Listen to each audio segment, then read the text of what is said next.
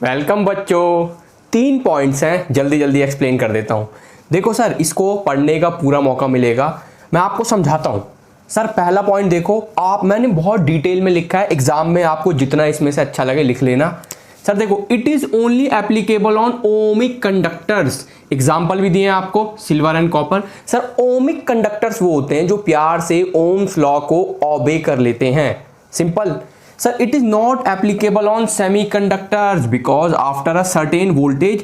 अब देखो बच्चे, ये certain voltage का नाम भी होता है कट ऑफ वोल्टेज। जो भी सेमीकंडक्टर्स होते हैं उनकी अलग अलग कट ऑफ वोल्टेज होती है। अगेन सेमीकंडक्टर्स आपका चैप्टर है, तो जब मैं पढ़ाऊंगा तो उनको बिल्कुल डिटेल में खोलूंगा। अभी थोड़ा सा बता देते हैं लिमिटेशन में। तो sir there is a sudden rise in the current. अगर ओमिक कंडक्टर्स होते सिल्वर एंड कॉपर, ये दिख रहे हो, ये बिल्कुल एक स्ट्रेट लाइन आती है ऐसे, जानबूझ के मैंने डॉटेड बनाई है। सर स्ट्रेट अब नहीं आएगी, अब कुछ ऐसे आती है। देखो कट ऑफ वोल्टेज होती है। अब सर उसमें थोड़ा सा बता ही दो डिटेल में, होता क्या है कट ऑफ वोल्टेज में। बच्चे देखो, कट ऑफ वोल्टेज लेट से किसी की होती है 0.6 वोल्ट, 0.7 वोल्ट। अचानक से नंबर ऑफ फ्री इलेक्ट्रॉन्स बढ़ जाते हैं तो करंट नहीं बढ़ेगा, बढ़ेगा ना। हाँ तो सर यही तो होता है। ये देखो वो ग्राफ आराम से चलता रहता है, अचानक से बढ़ जाता है। ठीक, अब ये स्ट्रेट लाइन कहां है। और हाँ, पॉइंट नंबर 2। सर अब देखो जल्दी जल्दी फिर से करवा दो।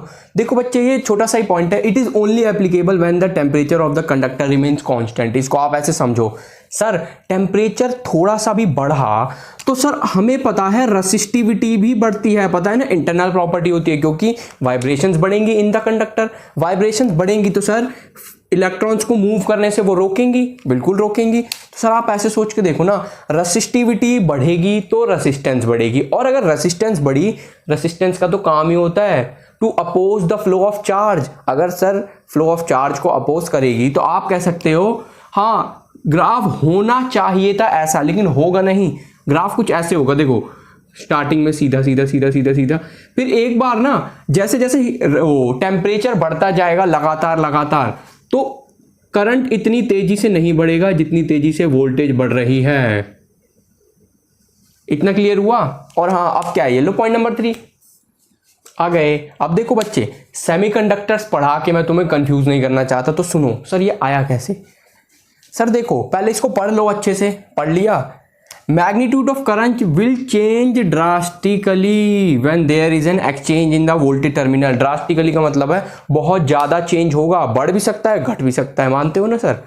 तो सर देखो इस कनेक्शन को, अगेन सेमीकंडक्टर से कंफ्यूज मत होना, मैं थोड़ा सा बताया था। देखो इसको कहते हैं फॉरवर्ड बायसिंग, सिंगल टिक है ना, देखो मैंने इधर भी लगा दिया। सर 0.4 वोल्ट, ये मैंने अप्रोक्सीमेट वैल्यूज लिखी हैं, इसके आसपास ही ज्यादातर वैल्यूज रहती हैं सेमीकंडक्टर्स में। सर 0.4 वोल्ट पर मिली एम्पियर्स में करंट आ रहा है, और वहीं -2, मतलब कि कनेक्शन उल्टा कर दिया। देख रहे हो ना बेटा, ये कनेक्शन उल्टा हो गया।